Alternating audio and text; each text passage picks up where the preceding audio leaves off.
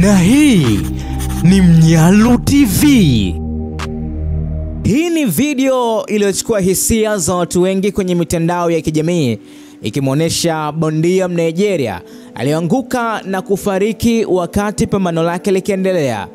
Ulimwengu wa ndondi unakabiliwa na msiba mzito baada ya bondia wa Nigeria Gabriel Success Segun, bingwa wa zamani wa uzito wa juu wa taifa na Afrika Magharibi katika uzito wa light heavy, kuzirai na kufariki dunia wakati mechi dhidi ya mpiganaji wa Ghana John Mbanugu kwenye uwanja wa Bukom Boxing Arena usiku wa Machi 29 mwaka 2025.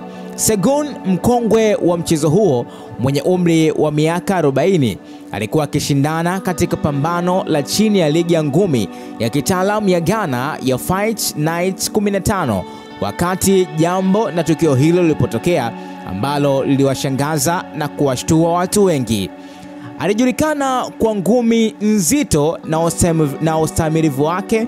Alipokuwa ulingoni, alikuwa akiongoza kwa pointi katika pambano la ushindani, lakini kifariki na Mbanugu aliyepewa jina la utani Power Nyota, anayechipukia mzaliwa wa Accra, Ghana, katika ulingo wa ndondi wa Ghana.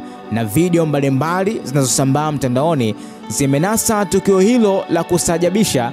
Baada ya ngumi nyingi, Segun aliumbayumba kisha akaanguka kwenye turubai katikati ya pambano, mwili wake ukiwa umelegea alipokuwa akipiga chini. Mwamuzi alisitisha pambano hilo mara moja, akionyesha ishara ya kuomba msaada kimatibabu, huku mlinda saa akidhania kuwa mlipuko huo ulianguka kwa kipigo.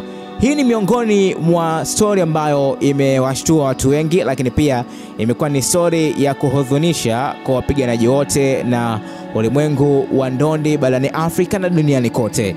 Subscribe na turn on notification ili kwanza kupata habari ambazo zinawekwa hapa. Na hii ni Mnyalu TV.